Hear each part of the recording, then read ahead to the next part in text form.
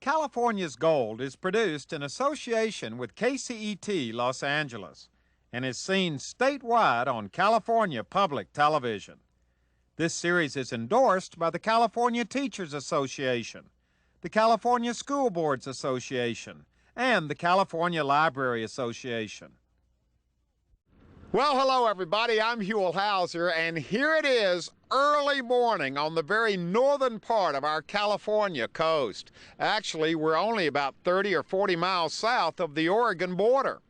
We're in the community of Klamath, right here on the Klamath River, and we're getting ready to have an adventure I've been looking forward to for a long time. It's historic and it's tasty. And if you're curious as to where we're going and what we're going to find, well, as always, you're invited to come on along with us. Right here on the Klamath River, in search of California's gold.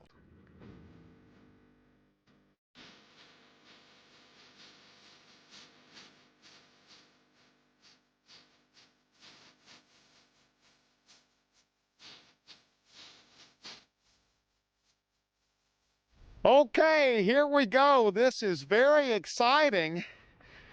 It's early in the morning, but our spirits are high, and we're excited because we're getting ready to do something that very few people ever get to experience.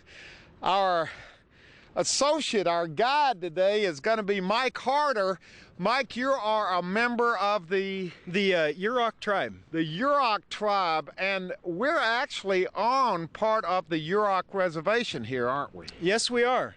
The Yurok reservation actually extends from the mouth of the Klamath River, 40 miles up the river. All the way in this area right here. Yes, the valley goes up through this way, and the reservation goes to a small town called Witchpeck. Now, how many Yuroks live on this reservation? I believe there's about 600 Yuroks that live right here on the reservation. Including your dad? Yeah, my dad is right across the river. Who's going to be joining us today because we're getting ready to do something that's very exciting. You're putting this net out because you've invited us to do what with you today? To go salmon fishing. All right, salmon fishing, and the salmon come in what, from the ocean? Yes, the salmon come in from the ocean and they run up the river to spawn. All right, and we're hoping that we're going to catch some today because you told me earlier that we're just a little bit early, that they're just now beginning to come in. That's right.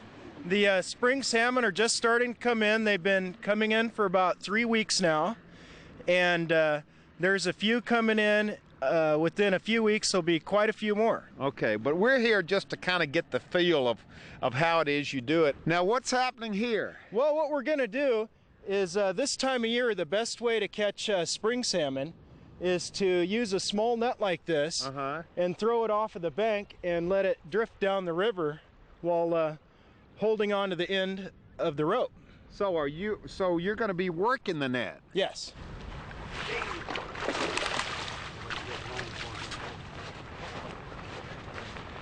Now, what's happening here, Mike? Well, the spring salmon like to run very close to the side of the bank. So what we're doing is we're just going to walk down with this short net and let it drift. Hopefully pick one up on the way. And if you don't pick one up this time, what do? Just keep going back and forth? That's right. How far out is that net? It's not very far out, is it? No, as you can see, the water drops off right here and it gets kind of deep. And so the fish like to run right along the bank because this time of year the river's high and full of water from all the rain that we've had recently, and it's very swift. Now, is this the way the Yuroks would have been doing this for thousands of years? Well, they haven't had monofilament gill nets for thousands of years, but they did make nets out of iris flowers. The shoots of them, you're able to pull a couple of strands of fiber out of there, and they would take those strands and roll them on their knee into twine and make nets that way. I gotcha. So this is just a modern version of something that was done organically before. Exactly. Now, we're going to go all the way down to the end of this spit? Yeah. What I'll do is I'm going to continue walking down and I'm going to use the rope to let it drift out into the surf slightly. So you're hoping to catch the salmon as they come in from the ocean into the river. Exactly. They have the best flavor right out of the ocean, and they're the freshest fish. Boy, this is spectacular out here this morning. Oh, it's beautiful. And if you watch along here, sometimes you'll see eels coming up, and we catch them with the eel hook. Is that what this is? That's what this is right here.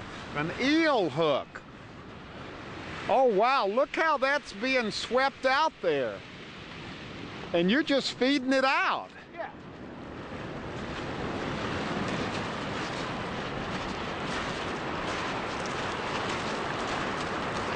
Now how long will you leave it out there? It depends on what the current's doing. We'll let it drift around out there for a few minutes to see if there's any fish right over there. And I'm gonna look around here in the waves for eels. Wow, here comes, look at this, we're in the middle of the tide's coming in. You didn't tell us about that. Is that part of it too? That would be, and the tide should be going back out here pretty quick.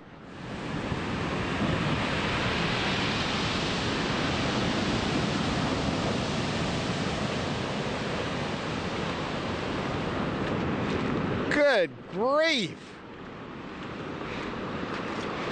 Now what are we doing? I can't believe we're in the middle of the ocean here.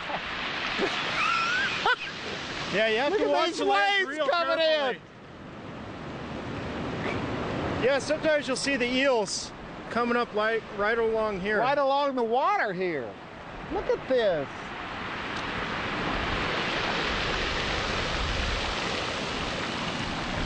And you've got your net all the way out there now. Yep. Now how long do you leave it out there? We'll leave it out there just a few minutes and then we'll try another drift. From the net to the Eel hook. The eel hook. Now this looks like it's an original, the way it was originally done. It's very similar. Eel hooks are a traditional piece of fishing equipment, and Yuroks have used these for thousands of years. Now how does this work? What are you going to be doing out there? Well, the way it works is you'll see the eels come up in the surf along the beach, and you rake them like this. What do you mean rake them? Well, you'll rake them like this, hook them with the hook, and then you spin the hook around to keep them on the hook. And when you get close enough to where you're going to put it, you give it a toss and throw it up on the beach. Throw it up on the beach? Yeah. Wow. So now, are there a lot of eel out here? Yeah, I got quite a few yesterday. And eel are a traditional food. You said it was almost like a delicacy for the Yurok. It's not only a delicacy, but it's one of the main staples here on the river. What do you do with eels? How do you cook them? How do you eat them? We barbecue them. And then also we'll flatten them out and put them in the smokehouse and smoke them up. All right, very now good. You said this is dangerous, what you're getting ready to do, that we shouldn't even go out there with you. Yeah, it's pretty dangerous eeling right on the mouth of the river. Usually a couple of people a year will end up getting hit by a wave and get swept out to the ocean, and sometimes they die, but this is the way we catch eels, and you have to be very careful and know what you're doing. All right, so we'll just stand up here and watch you go out there. You're confident that there are eels out there? Oh, there's eels out there. Question is, can you get them? I believe so. I got several yesterday. All right, there he goes. We're staying here because we don't want to get swept out to the ocean. Hopefully Mike can catch some. He's right out in the middle. Oh, look at him.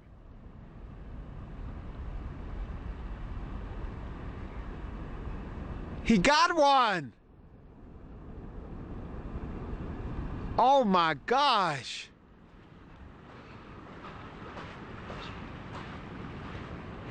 Oh, look at this.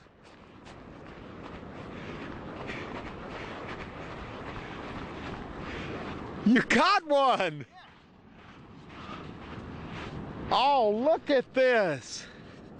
Pacific lamprey. Pick it up with your, let's see. So you just saw him going across the sand there. Yeah, you'll see them wash up in the waves, and they'll, sometimes they'll still be in the water, and other times they'll be going across the sand spit. Uh-huh. Wow. And how did you get him out of the water? We couldn't see, we were so far away. Okay. You'll see them in the water, and you go up and hook them with the raking motion like this. You got to keep the hook moving so they don't fall off. So you'll spin it around, whoops, and give it a toss and throw it up on the beach. Wow. That is amazing. It's a lot of fun. Well, we hadn't caught any salmon yet. Well, we got half our meal right there. We got an eel. Fresh eels. And that's a delicacy. Okay, we're back on the open water, heading for the campfire. We're going to cook up our fish because you actually got a salmon in your net over there that you had set earlier in the day. Exactly, on the other side of the river. So we got eel and salmon for lunch. Right. All right, now let's talk a little bit about this area where we are right now. Is this traditionally the mouth of the river here, the Klamath River? Has that traditionally been the fishing grounds for the Yurok people? Yeah, the mouth of the river has been one of the most popular fishing areas for thousands of years because of the quality of the fish coming right in from the ocean. If you take a look over at the north side here, this is a old village site named Welqua. Over here? Yeah, it's the name of the village at the north side of the river. And if we look to where we're going on the south side of the river is another traditional village called Welqua. So they've been here for a long time. A very long time. And we're going to cook our fish up by the big rock here at Welqua and then take a look at the traditional ceremonial grounds a little bit later. Now, can anybody fish in here, or is this just reserved for the Yurok people? No, anybody can fish here as long as they have a California fishing license, and Indian fishers with nets can use their tribal card as a form of identification. How do the Yuroks and the other fishermen get along when salmon season comes along? Well, as with anything, there's always an occasional dispute, but in general, there will be fishermen along the bank using poles and Indians fishing right alongside of them. There's usually no problems at all. We're here. What are we looking for, Mike? Well, there's no shortage of it here. No, there's plenty of wood. We're just going to gather a few small pieces to get the fire started. Now, is this the way it would have been done, that they would have just come up and gotten driftwood, just wood like this that had washed up off the beach? Exactly. This is the way that you cook fish when you're fishing down here. Normally, you don't bring food with you. So you catch your food and you cook it up right on the beach. All right, let's get the wood.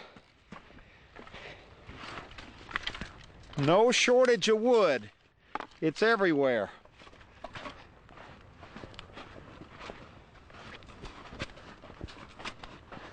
And you've kind of picked this place right up next to the rock here. Yeah, I picked this place to cook the fish because it's protected from the wind a little bit.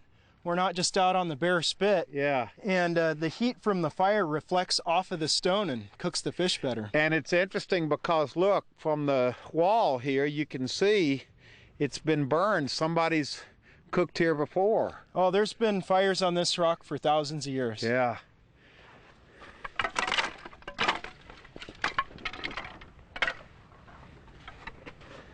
All right, we got the firewood gathered, but we're not going to start the fire the old-fashioned way. You brought along some lighter fluid. That's right, Huell. Our ancestors have always used the best technology available and would light their fires with the easiest way that they could do it. So today we're going to use some lighter fluid and get this fire going. So you're just using ingenuity. In other words, that's what you're saying the Indians have always done over the years. Exactly. The Indians were just like everybody else. As time goes on, technology advances, and now we have lighter fluid. So we don't have to sit here and start the fire with a glass or with a flint. Or a bow. Or a bow, or wait for lightning to strike. Exactly. We're just going to go ahead and light it with the fluid. Right. There it goes. Now what do we do? Is this what we're going to cook the fish on? Yeah, we're going to go ahead and get the fire started, gather some more wood, and we're going to make a nice bed of coals. The secret to cooking good fish on the barbecue is cook it really hot and as fast as possible, because you want to sear it to lock the juices in, and we want to have juicy fish to eat. So we're going to get a lot of coals here. Exactly. Before we cook the fish. Exactly. And we'll have a chance to dry out too. Okay, we have left Big Rock and the campfire to come over here and have a first-hand look at another piece of Yurok history, and this is about as authentic as it gets, isn't it, Mike? Sure is, Huell. What this is a Redwood dugout canoe. And it's actually a very ancient piece of fishing equipment. These types of boats used to come in all shapes and sizes. There were dugouts that were much smaller than this, for one person to be able to pack across the river bar or cross the beach to get to where they're going. There were dugouts this size. This is a two-man dugout. Would this be considered a big dugout? This, I would say, is about a mid-sized dugout. And this is not an old dugout. You and your dad made this. Yes, we did. We actually found this log on the beach right over here, and we were able to get it off of the beach, tow it with our boat to the boat ramp, pull it up the boat ramp, and carve it right there. And how did you know what to do, and how long did it take? Well, it took an entire summer. Yeah. So we finally got it up there, and the first thing you got to do is you take the round log and you saw it in half horizontally.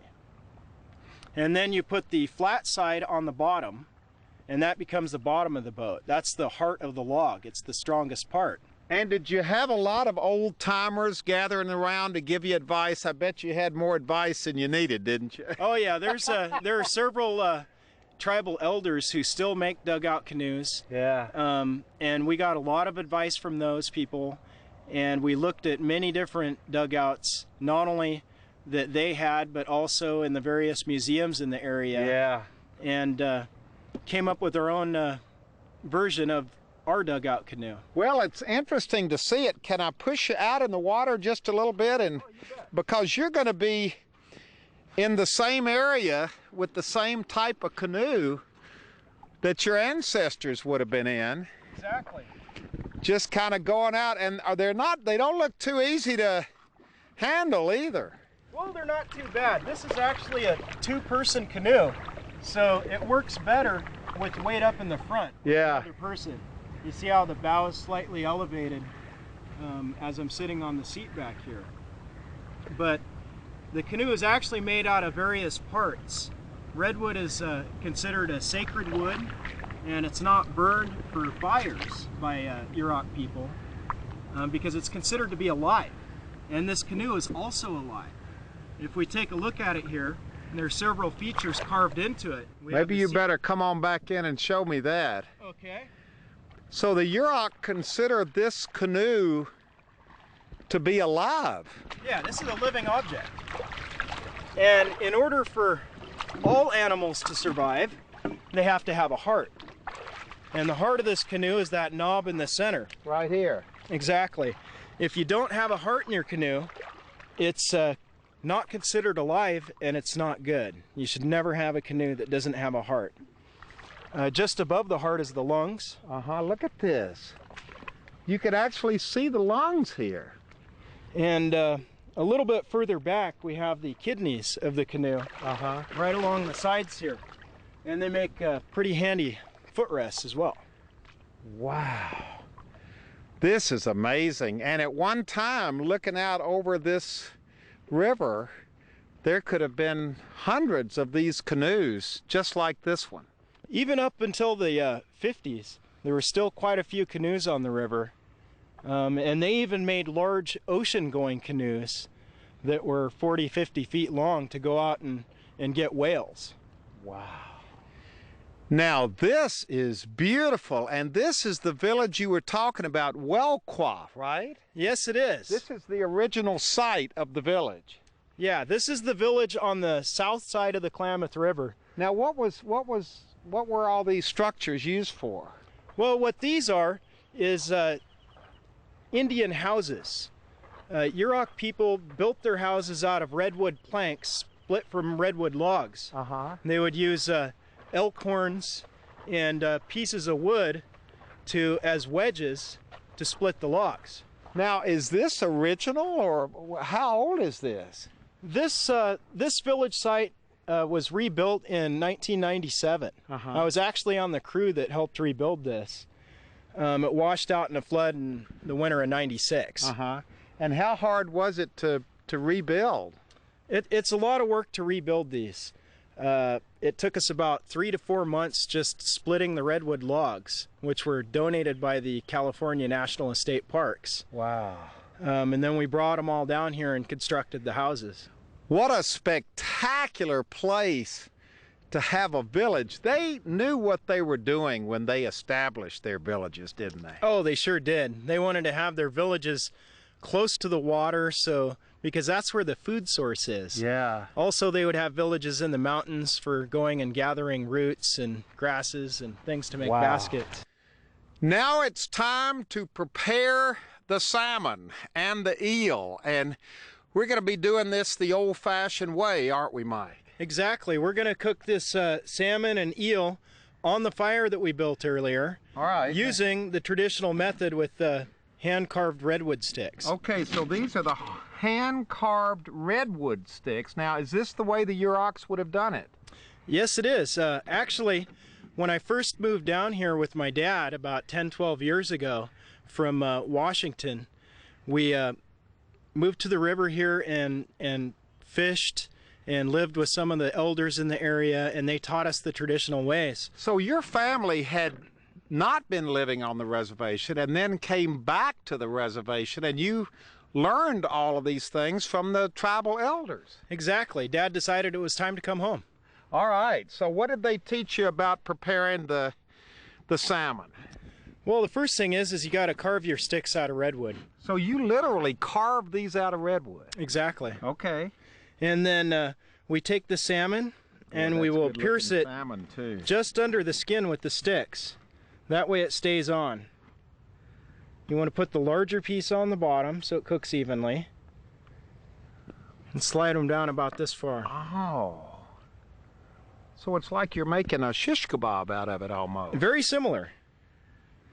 This would be a Yurok shish kebab. All right, so you got 2 on this one. You're going to put 2 on your stick. And how are we going to cook the eel? We cook the eel right on the coals in the fire. We just got to throw it because there's the eel right there. You've cleaned the eel. We saved our viewers that. Exactly. We didn't figure like we needed to be showing them that. All right, well, let's do it. Okay, well, let's put a little bit of salt and pepper on here. The traditional way, of course, is just plain. But I think this tastes a lot better. No sauce, no any kind of... Nothing. Just salt, pepper, and wood smoke from the fire. Wow. All right, let's do it. Pepper? There we go. You want me to hold the eel? Okay. So, all right. So here we go. And a nice bed of coals over here. So you're just gonna stick this... We just stab them into the ground right here. So you're not putting them in the coals, just on the edge of the coals. Right. And we'll cook them on all 4 sides. We'll start on the front. When the front is done, we rotate it to one side, then the other, and then do the back with the skin on it last. Now, how do I put this eel on here? I'll let you do that. That's the easy part. We just take the eel, set it right down in the coals. Look at this. He's just cooking right there. How long do you leave the eel in there? Actually, you leave the eel in there till it's black. And the skin will be slightly charred on the outside and it'll be juicy on the inside. And there goes our friend the eel. Yep. We just cut it into little pieces and eat it. Since they don't have any bones, you don't have to worry about that. Just peel the skin off and it's pure meat. You're going to have to sell me on this. Is it as good as the salmon? You had a piece there in your hand. Why didn't you stuff it in your mouth? Sir?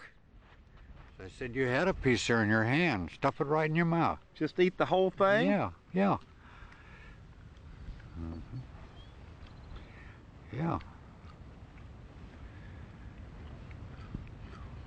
Yeah, son of a bitch, I told you. Well, it doesn't get any better than this, eating freshly caught and cooked salmon right here on the beach. And what a wonderful day we have had here, learning about these traditions, these Yurok traditions. We'd like to thank Mike and his dad and Jim, one of the elders here of the tribe, for sharing all of this with us. This has been an absolutely spectacular day, seeing this history that is still very much alive, Mike. Well, thanks a lot, Huell. It was a pleasure having you down here. And anytime, come on down and we'll cook some fish up. Boy, and you're going to sell me on the eels, right? Yeah. Jim, you like the eels? Perfect.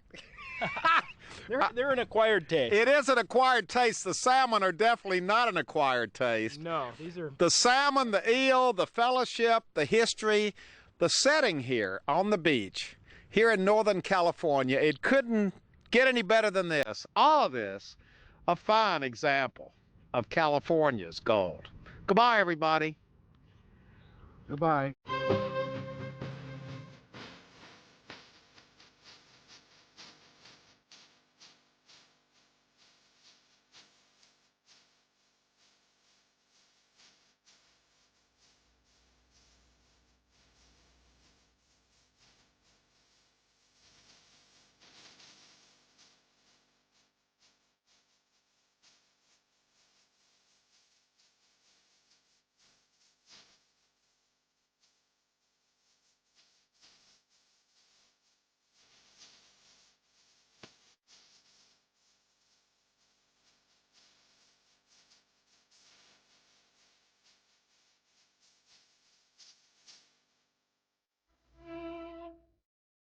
Well, hello, everybody. I'm Huell Hauser, and what an exciting and educational day we had on our state's northern coast.